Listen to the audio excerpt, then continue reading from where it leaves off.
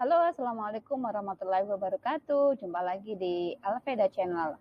Kali ini kita akan bahas tentang siklus air, tema 8, kelas 5. Oke, sebelum melangkah jauh, kita perlu tahu dong bahwasanya air itu sangat bermanfaat bagi kehidupan sehari-hari. Bahkan ada yang bilang kita bisa kuat tidak makan 7 hari asal tidak minum. Nah, di sini Mesir simpulkan menjadi 3 bagian. Pertama, fungsi air bagi tumbuhan. Pertama, sebagai tempat hidup. Contohnya kayak eceng gondok, teratai itu kan tinggalnya di air ya. Terus menjadi pelarut zat hara. Ini berguna untuk transportasi ya. Yang kita tahu bahwasanya tumbuhan itu membuat makanan sendiri dan dialirkan. Lanjut, sebagai alat transportasi dan sebagai bahan dasar fotosintesis. Ya, kita tahu rumusnya salah satu bahannya adalah H2O, yaitu air. Fungsi air bagi hewan, pertama untuk minum, ya. Semua hewan pasti membutuhkan minum. Produksi susu, tempat hidup, ada ya hewan yang hidup di air, contohnya kayak ikan. Membersihkan tubuh, alat perlindungan senjata, bersih. Oke, nah ini fungsi air bagi manusia atau untuk kita semua. Pertama, keperluan rumah tangga. Keperluan rumah tangga itu bisa jadi untuk mencuci, memasak, ya kan? Terus bahan utama kegiatan industri. Lagi industrinya berupa air ya, kayak aqua. Kan? Sarana rekreasi dan olahraga. Ada ya, swimming pool, itu kan air juga. Pertanian dan peternakan. Nah, mereka membutuhkan air. Dan sebagai jalur transportasi. Ini contohnya kayak di daerah Kalimantan ya, ada Sungai Musi dan lain sebagainya. Itu dipakai jalur transportasi. Nah,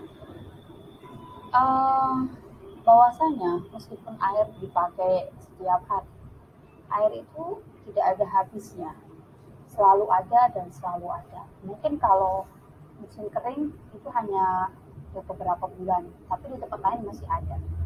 Dan dalam artian air itu tidak habis secara sepenuhnya.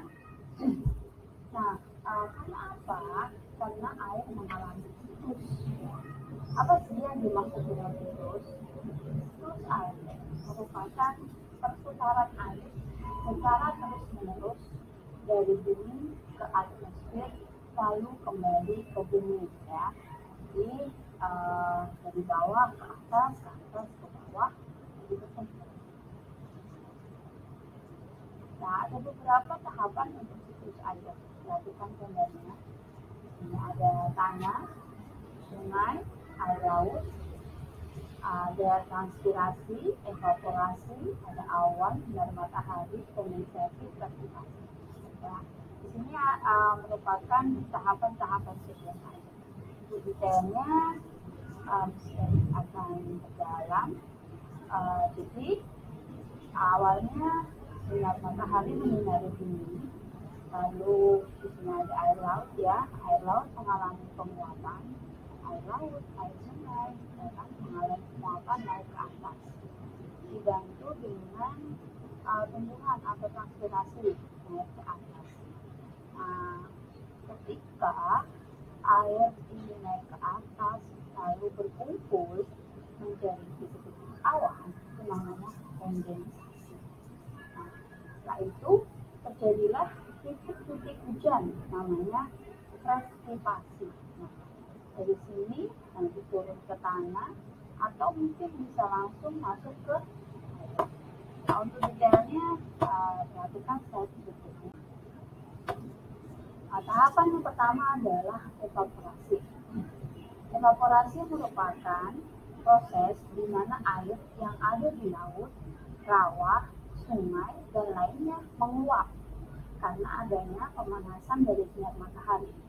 Dalam hal ini, air diubah menjadi uap air atau gas sehingga bisa naik ke atmosfer. Nah, jadi ini air, semua air berkumpul di laut, lalu kena panas, mengalami penguapan dan uapnya ini kan menjadi gas ini naik ke atas.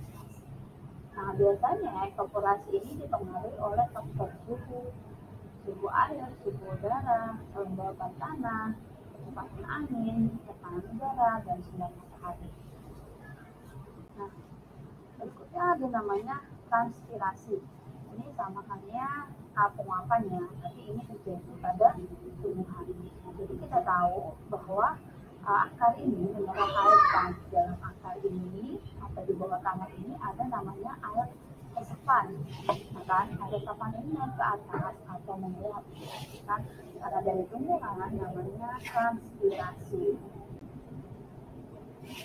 Nah, selain itu ada kondensasi. Kondensasi ya, tahap kedua adalah dari penguapan dari air laut dan sungai, ada namanya kondensasi. Kondensasi itu proses di mana berubahnya uap air di atmosfer menjadi partikel air yang sangat kecil di suhu yang rendah. Partikel es tersebut saling mendekat satu sama lain sehingga akan menggumpal sebagai awan. Ya. Lalu ada precipitation adalah ketika terlalu banyak air yang terkondensasi ya, atau mungkin disebut sebagai awan hitam ya, atau awan tebal, maka tetesan air di awan akan menjadi besar dan berat sehingga jatuh sebagai hujan salju atau hujan es seperti itu. Nah, jenisnya berdasarkan tahapannya itu dibagi menjadi ada namanya siklus pendek. Nah, siklus pendek itu ya hanya penguapan, kondensasi, hujan. Selesai ya, balik lagi. Kalau siklusnya sedang itu tadi melewati evaporasi, transpirasi, kondensasi, precipitation ya. Jadi dibantu oleh tumbuhan. Nah, siklus panjang ini banyak ya mengalaminya ya. Ini berarti dari evaporasi, transpirasi membentuk menjadi awan. Kumpulan awan ini disebut kondensasi, lalu terjadi hujan. Air hujan turun ke bawah, nanti ada namanya air tanah dan air permukaan ya, disebut sebagai infiltrasi ya. Ada beberapa faktor yang menghambat siklus air.